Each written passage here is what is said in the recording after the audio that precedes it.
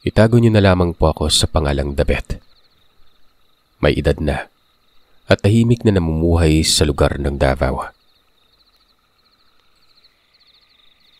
Nakakapangilabot, nakakapanindig balahibo, nakakapagtaka, nakakalito, nakakabagabag. Pero mas lamang ang pagkamangha sa akin noon habang kasama ko ang lolo na itago na lamang natin sa pangalang Lolo Abel. Isa siyang albularyo. Napakabiyasang albularyo at talagang hinahangaan ng mga taong katulad niya noon sa lugar namin. Ang nakakabilib dyan, bulag ang lolo ko. Itong pagkabulag niya ay noon pang kabataan niya. Basta na lamang umano ng labo ang kanyang mga mata, hanggang sa tuluyan na itong hindi makakita. Maraming pagsusuri ang dinaanan ng Lolo Abel, pero ayon sa isang biyasang espesyalista, may impeksyon sa mga ugat ng kanyang mga mata. Dahilan para mabulag ito at posibleng hindi na talaga makakakita. Hanggang sa kalaunan noon ay namuti ang mga mata niya. Ito yung parang tipong patay na talagang kanyang paningin. Na-depress si Lolo. Sino ba namang hindi, di ba? Walang ibang kulay ang buhay niya maliban na lamang sa kadiliman. Hanggang sa may napapanaginipan daw si Lolo noon. Babae ito na ubod ng tangkad. Sinasabihan siyang huwag mawalan ng pag-asa. May kapansanan man umano siya pero may katangian siyang malayo sa iba. Paulit-ulit ang panaginip na yon at halos gabi-gabi pa umano. Hanggang sa dinala na si Lolo Abel noon sa isang albularyo. At doon ay laking gulat ng albularyong ito dahil nalaman na si Lolo umano may kakaibang abilidad. Hindi basta-bastang tahas ito. Pambihira ang lakas at lawig ng bisa. Imbis na gamutin ng lolo, ibinigyan siya ng albularyo ng langis. At nagbungkahi ito na subukan umanong manggamot sa mga may sakit. Malakas ang kutob niyang gagaling daw ang may sakit nun. Yun umano ang pahiwatig ng panaginip. Ang katangian na wala sa iba. At malamang ang dumadalaw sa panaginip, yun din umano ang bumulag kay Lolo. Kung hindi yun ang Inang Maria, baka isa pang sugo umano. At bunsod ng hindi pa naniwala sila noon kung kaya binaliwala na lamang nila ito. Hanggang sa ito umanong kapatid ng lolo na isang babae noon. Nagkaroon ng sakit sa matres. Nahirapan ito sa pagbubuntis at madalas makunan. At dahil sa naaalala nila noon ang sinabi ng albularyo sa lolo ko, nanalig sila dito at baka totoo nga ito kung kaya pinahilot sa lolo ko ang puson ng kapatid niya. Sa maniwala man kayo o sa hindi, may lumabas umano na napakaraming bugon. Yung tipong mga laman umano na nabalot ng dugo nun. Para bang nabakla sa mga mayoma. Ilang buwan ang nakalipas ay nakapagbuntis na ang kapatid niya. Nairaos ang bata. Doon na nagsimulang maniwala at manggamot si Lolo Abel. Nawala ang depresyon. Naaliw siya noon kasi may pinagkakaabalahan palagi. Ang maganda pa dito ay may natuklasan ng Lolo Abel sa kanyang sarili. Malakas umano ang kanyang pakiramdam. Aminado naman ako noon na malakas talaga ang pakiramdam ni Lolo. Iisipin mong hindi bulag. Mantakin niyo ba namang nakakarating ito sa merkado na mag-isa lang? Kung minsan pa nga sa mga tabo doon sa iba't ibang lugar kung may piyesta eh. Mahilig pa ito sa chick, Sir Seth. At dahil dito ay mapapaisip ka agad kayo na may isa pagpapilyo ang lolo, di ba? Pilyong-pilyo ito at talagang komedyante pa. Malakas ang karisma at magaling makipag-usap. Nakapag-asawa ito at nabiyayaan sila ng anak na babae. Pero iniwan din ng lolo. Ito namang babaeng anak. Ito na si nanay. Naitago na lamang nating Amara. Ito yung katuwang ng lolo ko pero napabuntisan ito at ako na ang naging bunga. Pero nakahanap ng ibang pamilyang nanay ko at iniwan ako sa lolo ko. Natatandaan ko noon na edad 16 na taong gulang pa lamang ako. Isinasama na ako ng lolo ko kung saan-saan. Minsan sa panggagamot niya. Pero kadalasan ay kapag gumagala sa mga piyesta. Nakatira kami ng lolo ko sa bukiran banda ng Tacloban. Payak na tahanan lang. Isang palapag na bungalow. Balilumang-luma na talagang tirahan na ito. Naitayo ito wala pang ikalawang digmaan. May malawak ito na taniman ng mais.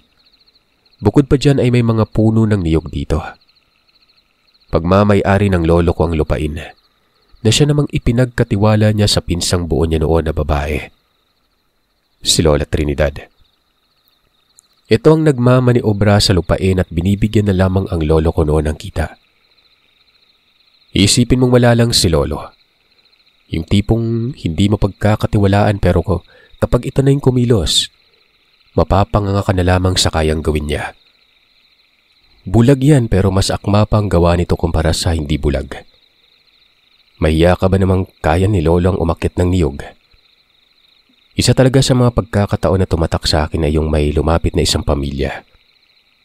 Hindi na kaila sa akin kapag may hindi kilalang tao na napapabisita. Alam na, malamang magpapagamot yan. Itong pamilyang sinasabi ko, 4 na miyembro ito. Tatay, nanay at 2 anak na babae. Itong 2 anak na babae, ang isa dito ay parang lampas 20 anyos na. Habang yung isa naman ay parang kaedaran ko lang nun. Ito ang mga nabati ng lamang lupa o mano. Batay sa unang albularyong nilapitan nila. Pero hindi yun nagawa ng paraan kaya humanap sila ng iba. Pangalanan nating Trisha at Fat ang mga ito. Si Fat ang bunso. Ayon sa kanyang ama ay sumasakit daw ang tiyan ng mga anak nila lagi at gabi ito nangyari. Tapos minsan may nakikita pa ang mga ito na nakakatakot na para umanong impakto. Sinuri ito ni lolo. Karaniwang nakikita ko sa kanya ay ang makiramdam lamang sa pasyente. Hindi yung tipong magtatawas. Ano naman yung titingnan niya sa tawas bulag nga siya. Yung 2 anak ay nakaupo lamang sa mahabang upuang antigo. Si lolo ay nasa harapan lang. Nakaangat ang kamay habang nakabuka ang palad. Yung tipong itinatapat niya sa bawat isa ang palad niya nun. Ilang saglit lang ay dinampinan ng lolo ang palad sa mga balikat. Matagal yun sa bawat isa. Hanggang sa nagsalita ang lolo Abel. Nagulat ako sa paghahayag niya. Taliwas kasi ang mga sinabi kumpara sa pagsusuri ng naunang albularyo. Sigurado ba ang unang nilapitan ninyo na lamang lupa itong mga anak nyo? May mga orasyon sila sa katawan pero may mali. Nga pala, alam ba ng albularyo na yun na lumipat kayo sa akin? Tumango ang padre di pamilya at sinabing yun na daw mismo ang nakapagpayo na magpatingin na lang sa iba. Ganun ba? Mapuntahan nga yung bahay ninyo. Malapit lang naman siguro ano. Hindi kasi nabati ang mga ito eh. Mahina ko namang tinanong ito sa kung ano ba ang dahilan. Naaswang ang mga batang ito. Wala akong naramdamang elemento sa kanila. Aswang. Loko talaga tong unang albularyong nilapitan nila eh. So ayun na nga. Hindi pwedeng nagkakamali si lolo. Ni isang beses ay hindi ko nasilayang pumalpak ito. Nahuhulaan niya nga ang sakit na normal lang sa katawan eh. Pero yung maluluba hindi niya ginagamot. Lalo na kapag may bingit na umano ng kamatayan. Bawal sa kanya yon. Alam ko naman yun noon. Nabanggit niya yun sa akin.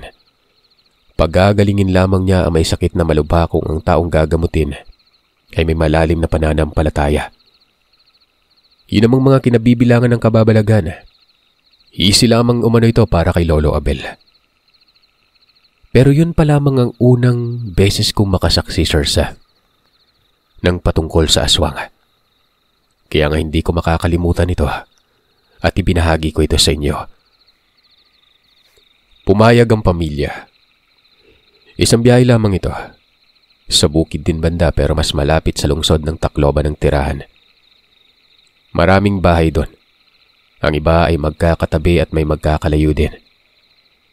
Pero ito yung tipo ng lugar na kahit marami ang bahay, makahoy at may parte na sobrang liblib. Doon ko nalaman na may kaya sa buhay itong pamilya. Malaki ang bahay noon. 2 palapag ito at tingin ko ay kakagawa pa lang. Merong 2 tricycle pa akong nakita sa garahe. At yung motor na Econo noon. Naglilibot-libot ang lolo. Napakaseryoso na mukha niya. Isipin niyo bulag yan pero hindi man lang sumasagis sa mga nakaharang. Maya-maya bigla itong sumimangot. Nakabaling ang atensyon niya sa isang banda. Sa mga puntong ito ang pamilya ay nasa loob lang ng bahay. Nakasilip sa amin sa labas. Halata sa mga ito na para bang tensyonado. Tsaka wala pang alam ang pamilya na aswang ang dahilan.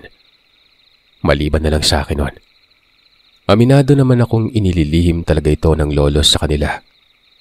Kapag masaselan kasi hindi pinipili ng lolo ang sasabihin sa pasyente kasi nga magdudulot lamang ito ng katatakutan at baka magpanik pa ang mga yon. May ilan naman na iba ang rason. Basta bumabatay lamang ako sa kung anong desisyon ni lolo. Kung ano ito, sinusunod ko yon. Lumapit ako sa lolo. Mahina akong nagtanong sa kung anong problema niya. May bahay sa gawing yan, di ba? Ang susunod na tirahan, diyan nakatira yung aswang. Sigurado ka, Lo? Pakiangat ngayong kamay, Lo, kasi nga nakapikit ka naman eh. Iangat mo lang kung saan banda. Huwag yung nguso lang, Lo. Pinalo ng manipis na tungkod ang batok ko noon. Hindi na daw kailangan pang iangat ang kanyang kamay kasi wala namang ibang bahay sa direksyon yon. Tama naman si lolo. Gusto mo bang maging bulag din? Nagbubulag-bulagan ka. Sundutin ko yung 2 mata mo eh. Aray ko naman, Lo. Sinisiguro ko lang naman eh. Ikaw kasi kung minsan sinungaling eh. Anong gagawin ko ngayon? Pupuntahan ko ba? Ano? Sinungaling ba yung nakita mo? Pustahan pa tayo. May 2 bahay dyan na magkasunod oh. Sa ngayon wag muna. Magpapagabi tayo dito. Haharapin ko yung mga yan. Kapag hindi nakinig, pupuntahan natin, ha? Ganito kami lagi ni lolo. Oo, at huwara na matanda ito. Galante at sobrang desente kausap pero mas lamang sa kanyang pagkapilyo at sinungaling. Hindi ko nga alam kung kailan magsasabi ng totoo o hindi. Tapos saksakan pa ng pagkalasinggero. Pumuslit kami sa bahay. Panay naman itong tanong ng mga magulang ni Trisha at Fat kung anong problema. Kanina pa nila inaalam ito sa lolo ko. Pero wala naman umanong ibang sinasabi kung hindi magpapagabi daw kami nun. Alam ko ang awit ng diwa ni lolo. Kung nililihim niya ito, dapat ko ding ilihim yon. Kaya nga sinabi ko na lamang na aalamin siguro ng lolo ang bumati sa mga anak nila sa gabi. Kung saan naman dito ay sinusumpong ng sakit sa tiyan. Dagdag ko pa, huwag mag-alala dahil kagaling ang mga anak nila. Basta hayaan lamang kami doon na pumuslit. Ayos lang naman kahit nasa beranda kami. Tumango ang padre de pamilya. Sinabi nito na aasikasuhin na lamang daw kami noon. Ito namang lolo ko wala nang ibang nirequest. Kahit kumakalaming sikmura ko. Alam niyo kung anong hiningi, Sir Seth? Kulafu. Alak lang ang kasiyahan. Mabuti na lamang at pinakain pa rin ako ng pamilya. Napainom din kasi ako minsan, lalo na kapag walang katagay si lolo. Pero konti lang. Mga nasa pasado 8:00 ng gabi yun. Ang mag-asawa ay nasa sala lang, habang sina Trisha at Fat ay nasa silid. Pabalik-balik sa pagsuri dito ang tatay. Ito din naman ay mungkahi ng Lolo Abel. Nabantayan ng mga anak tapos ipaalam sa kanya kung may nangyayaring kakaiba sa mga ito. Ayaw naman kasing pumasok ng Lolo Abel sa loob ng bahay. Ewan ko ba sa kanya? Basta yun pa lamang ang unang beses kong makita siya na hanggang sa beranda lang. Natutuwa ako makatulong nun. Dahil nga yun naman ang makamulatan ko talaga, lalo na't laging kasama si Lolo pero minsan nababagot ako eh. Lalo na sa mga sandaling yon na may inaantay kami. Hindi naman ako natatakot. Nakakabagot lang dahil hindi ako kinakausap ni Lolo. Kinakausap niya yung sarili niya. Tapos tatawa itong bigla. Hanggang sa maya-maya pa, napatigil sa pag-inom si Lolo. Tumayo ito at nakatingin sa isang direksyon. Ang likot ng kanyang mga bulag na mata. Para bang nakakakita ito ng kung ano. Hanggang sa bumaba sa beranda si Lolo. Susunod sana ako kaso sinabihan naman ako noon na manatili na lamang sa kinaroroonan ko. Ramdam ko nang may kakaiba. Lalo't may kabigatan ng pagsambit niya. Tinatanaw ko ang unahan. Doon mismo sa kung saan ito ang direksyon ng bahay na tinuro niya kanina. Wala naman akong nakikita maliban na lamang sa talahib na halong mga baging. Hanggang sa ganoon na lamang ang pagsimangot ng mukha ko noon. Nagsalita itong si Lolo at ang sabi niya, "Dong, pwede bang makiusap na wag naman sanang magtatalo ng kapitbahay? Kung gusto mo doon sa malayo, hindi naman ako magagalit sa'yo eh. Basta doon lang sa malayo." Kumabog ang dibdib ko noon. Alam ko na to. Sabi ko sa sarili ko noon. Kung hindi ako nagkakamali, nasa malapit lamang ang nilalang. Nananabik akong makita ang kung anong itsura nito. Kating-kate ang mga paa ko nun. Gusto ko talagang lumapit kaso alam ko namang paggagalitan lamang ako. Habang ito namang mga magulang nila Trisha lumapit sa akin. Nagtanong yon sa kung anong ginagawa umano ng lolo ko. Sabi ko naman baka kinakausap na nito ang lamang lupa. Dagdag ko pa, doon lang sila sa loob at isarang bintana. Sumunod naman ang mga yon. Patuloy pa rin sa pagsasalita si Lolo, pero hindi na naging malinaw sa akin kasi nga pabulong na yon. Yung tipong para lamang siyang nagmumuni-muni. Pero alam kong may kinakausap talaga ito. Hanggang sa umiling ito at para bang naging dismayado. Dito na ako tinawag ni Lolo. Mabilis naman ako noong lumapit sa kanya. Tinanong ko siya kung anong sadya niya.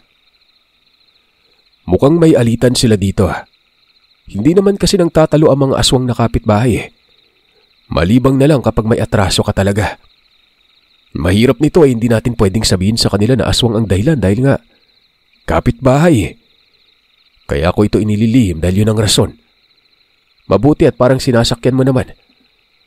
Pakisabihan mo yung pamilya na isara yung kanilang bintana at pinto. Huwag silang palalabasin hanggat maaari ha. Agresibo ang aswang apo. Pero kailangan nating puntahan ito sa kanila." Bumalik ako sa bahay. Sinabi ko ang mga kataga na gustong iparating ni Lolo sa pamilya. Sumang-ayon naman ang mga yon. At mabilis na nagsara ang pintuan. Pero binuksan lahat ng ilaw sa bahay. Ultimong sa likuran nga banda ay binuksan din. Halatang natakot na mga ito sa mga sinabi ko. Pagkabalik ko ay nagsimula ng maglakad ang Lolo.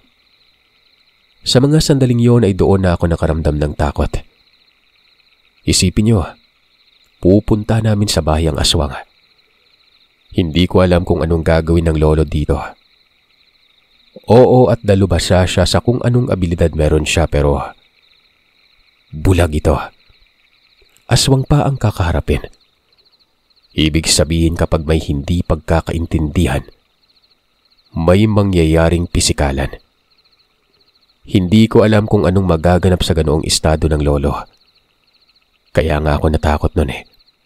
Gawa ng alam kong dihado. Mabuti sana kung hindi aswang. Yung tipong inkantasyon lang ang gagamitin ng lolo na karaniwan kong nakikita sa kanya sa mga nababati na mga lamang lupa. Pero aswang na yan eh. At hindi na lingid sa kaalaman ko yung aswang. Kahit pa man hindi pa ako nakakakita nito sa mga puntong yon. Pero bukang bibig ito ng karamihan at may taglay talagang bagsik at kakaibang lakas. Nakikita ko na yung unang bahay. Patay yung ilaw dito. Parang walang nakatira. Parang inalisan. Yung kasunod ay hindi ko patanaw. Pababa siyang lugar at angat din ang mga talahib nun. Pinapakiramdaman ko lamang ang lolo. Tapos kung saan siya pumupunta, nakasunod ang mga paa ko sa kanya. Nakakabilib. Bulag yan pero hindi man lang natitisod. Alam na alam kung saan hahakbang. Samantalang ako na mga sandaling ito ay hirap na hirap at kating-kati pa. Hanggang sa may naaninag na ako na espasyo sa unahan. Kapansin-pansin ang amag ng isang bahay na malaki. Pero wala ding ilaw doon. Ito na yung tinatahak ni lolo. Walang ibang bahay kung hindi yun na yun. Nang makarating kami sa buluwagan ay nagpasintabi pa si lolo. Dagdag niya pa ay may respeto daw siya sa kahit anong nilalang. Mapaaswang man ito o hindi. Dahil ayon kay lolo, lahat ay may karapatang mabuhay. Pero, yun lang dong. Pero mali ang ginawa mo. Kung may galit ka, kausapin mo ng maayos. Huwag mong idadaan sa abilidad na meron ka. Kapag ganon, manghihimasok na ako. Alam mo, may mga kaibigan akong aswang ha. Nakalaban nila ako pero nadala din naman sa pag-uusap. Ikaw lang siguro ang sobrang tigas ng ulo. May kabigatan ng pagkasangbit ng lolo ko nun. Sobrang tensyonado na ako. Hanggang sa ilang segundo noon ay sumambulag sa ilong ko ang napakabantot na amoy. Mabilis na pumasok sa isip ko na eto na yung aswang. Yun din naman kasi ang mga naririnig ko na pahiwatig nila. Idagdag pa dyan na parang nahihirapan akong huminga. Tapos medyo maalinsangan kahit malamig naman dapat doon banda. Lalo na at kasagingan yon. Tapos batid kong may ilog sa baba dahil naririnig ko ang lagaslas nito. Maya-maya'y nagbukas ang ilaw sa ibabang bahagi. Dalawang palapag kasi ang bahay na yon tapos gawa sa kahoy ang lahat pero walang pintura. Maya-maya ay may nagpakitang babae. May dumungaw pa sa bintana na dalawang bata. Isang babae at isang lalaki nun. Lumabas ng bahay yung babae at nagtanong ito sa kung anong sadya. Diretsahan namang sinabi ng lolo na, "Hindi mo ba narinig ang mga sinabi ko? Alam kong asawa ka niya. Kung ako sa kanya ay magpapakita na ako. Naidadaan naman ito sa usapan eh. Isa pa, walang nakakaalam na iba. Maliban na lang sa akin at itong pangit na nasa likod ko." Tinawag pa akong pangit na parang nakita niya na talaga yung mukha ko eh. Lumapit pa ng lumapit kay lolo ang babae. Kalmado naman ito. Parang nag-aalangan pa nga. Huminto ito ng ilang distansya. "Magandang gabi, Manong Abel. Ikaw po pala yan. Akala ko kung sino. Pasensya na. Jerome, si Manong Abel itong nagpunta sa lugar. Kilala ko siya. Huwag mong gagalitin si Manong Abel. Pasensya na talaga, Manong Abel. Nagalit ang asawa ko. Pinagmumura kasi itong mga anak ko eh. Pinagbintangang nagnakaw daw hindi naman totoo yun. Palibasa kasi may galit sila sa amin. Gustong bilhin yung lupa dito pero ayaw naman ibenta ng asawa ko." Napanganga ako nun. Hindi ko inaasahan na may nakakakilala pala kay lolo doon sa lugar. Sa bagay ay tanyag nga naman ng lolo. Isa ding ikinamangha ko ay malumanay magsalita ang babae. Na para bang nire-respeto niya si lolo. Pero ilang saglit lang. nakarinig ako ng nakakapangilabot na tinig. Hindi ko alam kung baboy ba o kung anong humihilik nun. Tinanong ko pa si Lolo kung ano ba yon. Pero hindi niya ako sinagot. Gumagapang na ang nerbiyos ko sa katawan. Ilang saglit nun, napatalon ako sa gulat. Merong dumaan sa likuran ko at patungo ito sa kinaroroonan ni Lolo. Napakapangit ng itsura niya. Parang kuba. Ang daming balahibo sa likod. Yung mukha nito nang lumingon sa akin, hindi ko mawari kung paniki ba o galit na aso. Sinakluban talaga ako noon ng kilabot. At kung hindi ako nagkakamali, ito yung aswang. At sa kauna-unahang beses ay doon pa lamang ako nakakita ng ganon. Kumabig na ako noon, paatras, habang itong si Lolo naman ay nakatayo lang at ganoon pa rin ang posisyon. Aminado naman akong naramdaman niya ang aswang pero hindi niya lang pinapansin ito.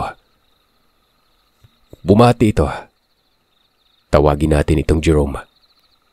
Habang yung asawa naman ay pangalanan nating Ikay. Ang sabi ng nilalang, hayaan daw muna siyang makaganti. Hindi naman daw niya papatayin. Nagalit lamang daw siya ng gusto ng pagmumurahin umano ang mga anak niya. At pinagbintangan pa. Kahit sino naman ay magagalit doon. Lalo't magulang siya. Narinig niya naman umano ang pakiusap ni Lolo. Pero ayaw niya lang talagang sumunod nun. Sabi ko na nga ba, may dahilan. Ganun ba? Pinahiya pala yung mga anak mo ha. Tama lang din pala ang ginawa mo. Ipagpatuloy mo pero wag na wag mo talagang papatayin ha. Narinig mo naman siguro ang mga sinabi ng asawa mo patungkol sa akin, di ba? Kapag tapos ka na, puntahan mo ako sa bahay. Ipaalam mo lang sa akin na maayos na, nang maabisuhan ko naman ang pamilya nila. Tinatago ko rin ang pagkatao mo. Tara na po, dito na tayo dumaan sa kabila. Napakamot na lamang ako uli ng ulo nun. Ganun lang kadali. Pinapahirapan ko pang isipan ko. Nagpasalamat ang aswang. Manghang-mangha ako noon kay Lolo. Aswang yan ha. Pero mabilis silang nagkaroon ng magandang ugnayan. Sa mga sandaling yun kasi ay napapangunahan na ako ng tensyon. Gaya ng sinabi ko, iba talaga ang inaasahan ko noon. Nakauwi kami. Tapos mga 2 araw ang lumipas ay may napabisitang isang lalaki. Sakto lamang sa laki tapos bakas sa katawan na sanay sa mabigat na trabaho. Pagkabungad pa lang, tinawag na ito ng Lolo sa pangalang Jerome. Nagulat ako noon. Ito yung aswang. Patawa-tawa pa ito. Tapos na daw siya makaganti. Tinakot niya muna ng tinakot. Ultimong yung asawa nga nagtatatakbo mano. Hindi ko maiwasang mapatawa nun. Karaniwan na karaniwan lamang magsalita. Hindi mo makikita sa itsura na may kakaiba sa kanya. Ang napansin ko lang ay yung kwintas niya na para bang merong suso. Mahabang naging usapan nila ng Lolo. Pinapansin din ako nito. Ang sabi pa, kung wala umano ang Lolo ko noong gabing yun, bubulagain niya umano ako. Hanggang sa naglaon ay tingin ko kaibigan na ito ng Lolo. Lalo na nang mapadako ang usapan sa kauri niyang aswang na abusado. Maraming nabanggit si Jerome. Sinisita umano ang iba. Pero pinagbabantaan naman siya. Nakiusap pa ito kay Lolo na tulungan siya, lalo na doon sa sobrang mapanalasa na taga-Babatingon. Nakapatay pa nga umano ito ng mananagat. Si Lolo habang nakikinig ay para bang nabati ang atensyon. Naging seryoso yung mukha nito. Tango ito ng tango tapos tanong ng tanong sa mga impormasyon sa aswang na nananalasa. Hanggang sa umabot sa punto na, pwedeng samahan mo ako. May mga albularyo naman doon pero wala ni isa sa kanila'y nakapigil. Hindi ko alam anong Abel pero kung gusto mo samahan kita, gagawin ko yon. Gusto mo lahat pa ng mga katulad ko eh. May balbal dyan malapit sa sementeryo nakatira. Naadaanan ko, kamuntikan ko pang mapatay kaso hindi lang pala nag-iisa. Bigla akong kinabahan. Hindi nagbibiro itong si Lolo. Sa tono pa lamang ng pananalita niya noon ay talagang may gagawin ito. Pero malaking katanungan dyan sa kung ano naman yon. Diba nabanggit ko na nga kung bakit hindi ako nagtitiwala sa lolo ko. Partikular sa usaping aswang kasi nga bulag yun eh. Tapos hindi pa mahilig sa itak. Humaba ng humaba ang usapan noon. Hanggang sa naging maselan na ito. At ganoon na lamang ang pagtataka ko. Dahil itong si Lolo, nakapatay na pala ng aswang. Hindi lang isang beses kung hindi dalawa na. Noon itong nasa baybay pa siya nakatoka. Doon kasi na malagi ang lolo noon ang magkaroon ng asawa. Umuwi na lamang ito nang iwan ng asawa. Bumalik ka dito, Jerome ha. Bukas ng madaling araw, aalis tayo. Nakapagdesisyon na ang lolo. Siyempre hindi naman pwedeng hindi ako kasama. Sa pagkabagabag ko noon ay nagtanong ako kay lolo sa kung ano bang gagawin niya. Paano niya papatay ng aswang? Pero tumawa lamang ito. Dama niya daw na wala akong tiwala. Basta, dapat ko manong matunghayan ito sa personal dahil hindi niya sasabihin kung paano. Alamin ko na lamang umano yon. Pagsapit ng hapon sa hindi naman inaasang pagkakataon, merong dumating na bisita. Lalaki. May dala itong isang bata na sa tingin ko ay nasa edad 5 taong gulang. Patpati ng batang ito, malaki ang tiyan, na para bang walang purga. Naroroon pa rin si Jerome ng mga panahon na ito. Ginanahan kasi ito tapos humantong sa kwentuhan nila lolo noon sa pag-inom ng tuba. Namangha ako. Bunsod ng sinabi kaagad ni Jerome na ang bata daw ay binabarang. Napatawa pa nga noon si lolo. Ang sabi nito ay hindi lamang sa pang-amoy malakas si Jerome. Kahit panghuhula. Hindi naman po. Kilala ko yan eh. Malapit lang yung bahay niyan sa tirahan ng mga magulang ko. Nung isang araw napadalaw ako dun. Nagpaalam ako sa mga magulang ko kung ayos lang makipagsundo sa albularyo. Pumayag naman sila dahil kilala ka naman nila. Yung mga magulang ko na din nagsabi na binabarang yung bata.